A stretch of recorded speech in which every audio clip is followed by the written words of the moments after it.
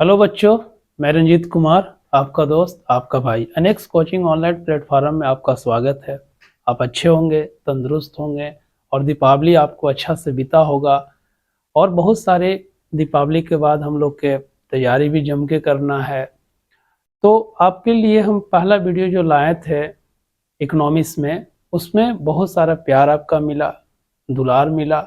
इसलिए हम आपके लिए तीसरा लेसन लेके आए हैं इकोनॉमिक्स में, और इससे बहुत सारे सवाल ऑब्जेक्टिव एग्जाम में आते रहते हैं।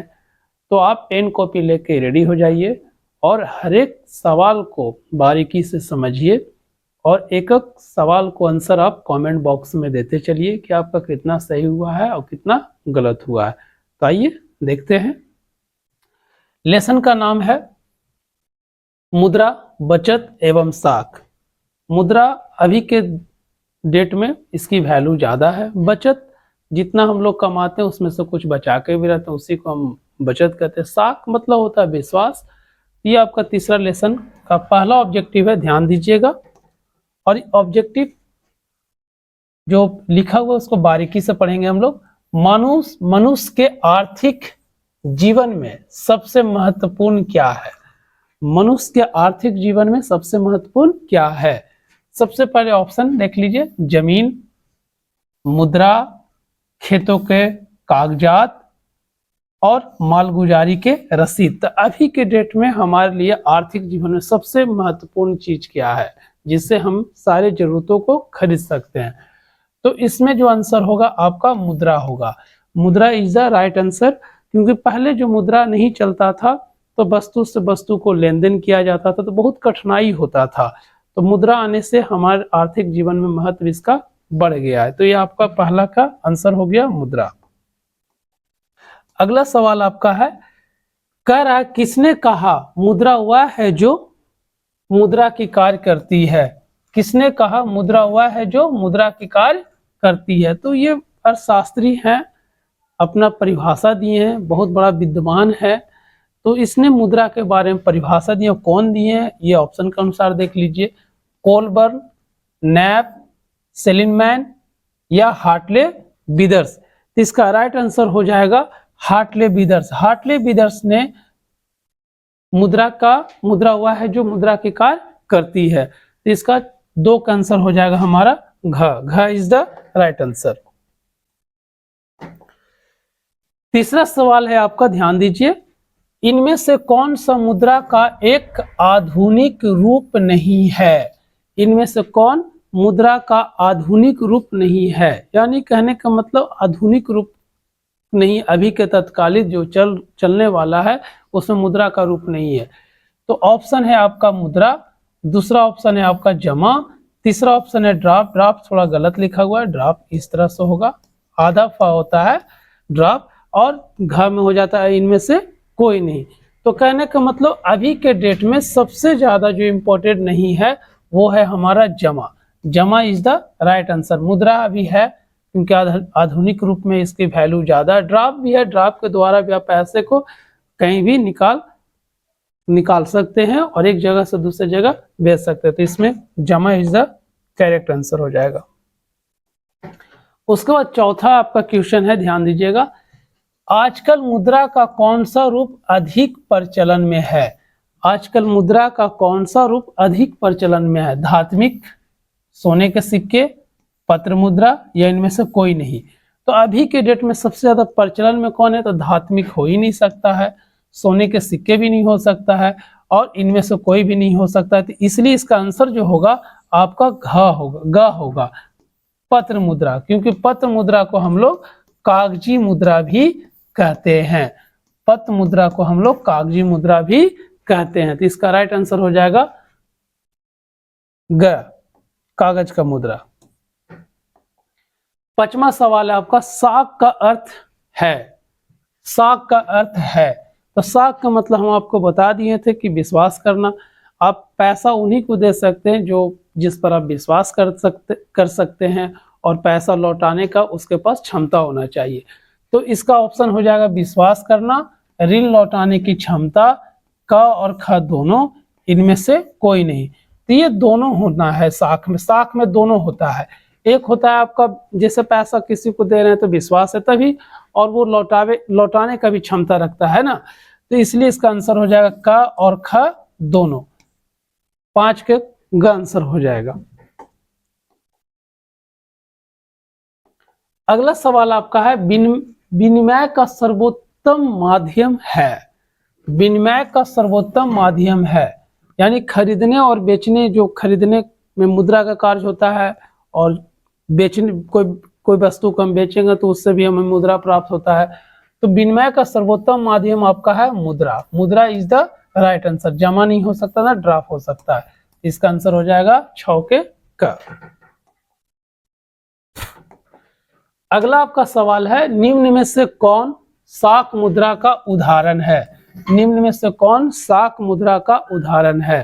तो सबसे पहले देख लीजिए करेंसी नोट, ये नहीं हो सकता। सिक्के भी नहीं हो सकता। बैंक ड्राफ्ट हो सकता है क्योंकि शाक मुद्रा का उदाहरण है।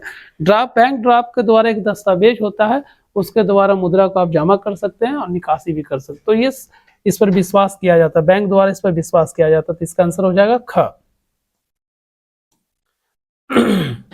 अगला सवाल है कि निम्न में से कौन प्लास्टिक मुद्रा है। निम्न में से कौन प्लास्टिक मुद्रा है। प्लास्टिक मुद्रा कहने का मतलब एक कार्ड होता है प्लास्टिक का, उससे आप कहीं भी पैसा को निकाल सकते हैं और जमा कर सकते हैं। तो यही कह रहा है चेक प्लास्टिक नहीं होता, यह कागजी होता है। बैंक ड्राफ्ट भी कागजी होता है। डेबिट कार्ड जो है ये आपका प्लास्टिक मुद्रा है। इसका आंसर हो जाएगा आपका 8 के ग इज द राइट आंसर। अगला सवाल है रूस की मुद्रा क्या है। रूस की मुद्रा क्या है। तो सबसे पहले ऑप्शन देख लीजिए। दिनार जो है वो इराक की मुद्रा है, और रियाल जो है ईरान की मुद्रा है। रूबल और टका जो है बांग्लादेश की मुद्रा है।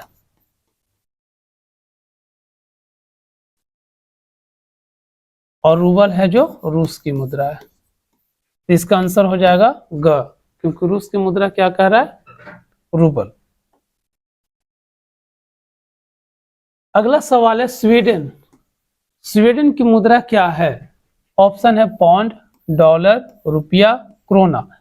पौंड जो है वो इंग्लैंड की मुद्रा है। डॉलर अमेरिका की, अमेरिका और सिंगापुर।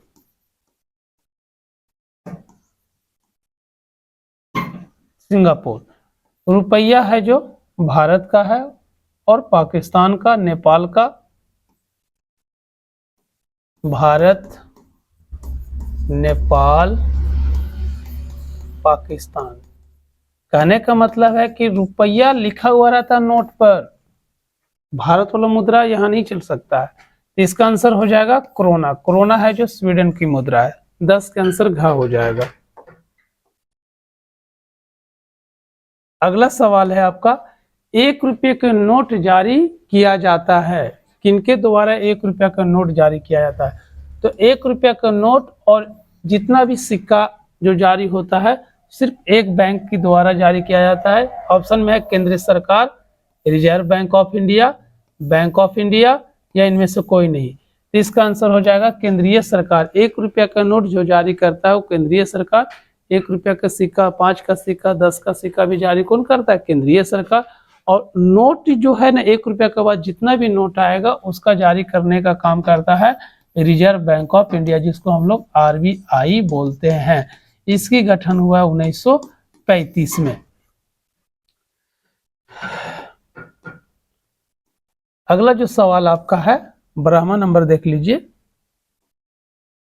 मुद्रा का प्राचीनतम रूप है। मुद्रा का प्राचीनतम रूप है यानी पहले जो कोई वस्तु को हम खरीदते थे तो उसमें उस समय मुद्रा का कार्य कौन करता था। धातु मुद्रा ये नहीं था, पत्र मुद्रा ये भी नहीं था, सिक्का ये भी नहीं था। वस्तु से लेन देन किया जाता था, इसलिए उस समय प्राचीन में वस्तु मुद्रा चला करता था। तो आपका 12 का घ आंसर हो जाएगा। अगला सवाल देखिए 13 नंबर। विधि ग्राह मुद्रा निम्नलिखित में से कौन विधि ग्राह मुद्रा है। विधि ग्राह का मतलब होता है कि आप विनिमय भी कर सकते हैं और खरीद भी सकते हैं, और वस्तु जब बेचिएगा तो उससे आप पैसे भी ले सकते हैं। तो विधि ग्राहक का मतलब होता है जिसकी सरकार मान्यता दे दिया है, यानी स्वतंत्र रूप से चलता है, वैल्यू मिल गया है, एक कानूनी रूप से उसको वैल्यू दे दिया गया है। तो इसमें कह रहा नोट और सिक्के, चेक, बैंक ड्राफ्ट या हुंडी। तो इस चेक हो ही नहीं सकता है, बैंक ड्राफ्ट भी नहीं हो सकता, हुंडी भी नहीं हो सकता है, तो ये नोट और सिक्के हो सकता है जो विधि ग्राह्य मुद्रा है। 10 का नोट, 5 रुपये, इस सब पर देखते हैं ना, सरकार द्वारा कानूनी मान्यता प्राप्त रहता है। आप कोई भी दुकान में लेके जाइएगा तो आपको नोट से भी आप कोई सामान वगैरह खरीद, लेकिन आप चेक ड्राफ्ट इस सब से आप सामान वगैरह नहीं खरीद सकते हैं। तो विधि ग्राह्य मुद्रा नोट और सिक्के है। 14 नंबर क्वेश्चन है, किस धातु के मुद्रा में सर्वाधिक प्रयोग हुआ है? किस धातु के मुद्रा में सर्वाधिक प्रयोग हुआ है? लोहा नहीं, तांबा ये भी नहीं, पीतल ये भी नहीं, सबसे ज्यादा सोना और चांदी को मुद्रा के रूप में सर्वाधिक प्रयोग हुआ है। इसका राइट आंसर हो जाएगा 14 के घ। राजा महाराजा के समय से ये सोना चांदी के सिक्के चलते आ रहे हैं। मुद्रा के प्रमुख कार्य क्या है? मुद्रा का प्रमुख कार्य क्या है? विनिमय का माध्यम, आप कोई भी वस्तु को खरीद सकते हैं पैसे से, और वस्तु को बेचिएगा तो उससे आपको पैसे भी मिल सकता है। दूसरा, मूल्य का मापक, अब हर एक वस्तु पर एक कीमत, एक पैसे का मूल्य, मतलब एक हर एक वस्तु पर एक मूल्य अंकित हो गया, किस वस्तु का कीमत कितना है। पहले ऐसा नहीं था। मूल्य का संचय, आप पैसे को आप संग्रह भी कर सकते हैं, बचा भी सकते हैं, और भविष्य में उससे आप खरीद भी सकते हैं। तो इसमें तीनों दिया हुआ है सही, इसका आंसर हो जाएगा इनमें से सही, 15 का हो जाएगा घ। 16 नंबर क्वेश्चन है, मुद्रा वह धुरी है जिसके चारों ओर संपूर्ण आर्थिक विज्ञान चक्कर काटता है। यानी कहने का मतलब, कहावतों को सुने ना, बाप बड़ा न भैया सबसे बड़ा रुपया। तो कहने का मतलब मुद्रा वह धुरी है जिसके चारों ओर संपूर्ण आर्थिक विज्ञान चक्कर काटता है। यानी पैसे आपके पास रहेगा तो आप कुछ भी वस्तु को खरीद सकते हैं। पैसे से ही देखते हो सड़क वगैरह सारा चीज निर्माण जो होता है, देश विदेश से भी कोई वस्तु को आप मंगा सकते हैं पैसे के माध्यम से। तो वही चीज इसमें कौन कहे हैं, इसका देख लीजिए। ये सब अर्थशास्त्री थे, कॉथर कहें या मार्शल या पीगू, या इनमें से कोई नहीं। तो इसका आंसर हो जाएगा आपका मार्शल। मार्शल इनका सबसे अच्छा मुद्रा का परिभाषा दिए हैं। तो 16 का ख हो जाएगा। 17वां नंबर है, एटीएम का अर्थ क्या होता है? एटीएम का अर्थ क्या होता है? स्वचालित टेलर मशीन, स्वचालित टॉकिंग मशीन, स्वचालित टेकिंग मशीन, या इनमें से कोई नहीं। तो इसका आंसर हो जाएगा का इज द राइट आंसर, क्योंकि इसका हिंदी है।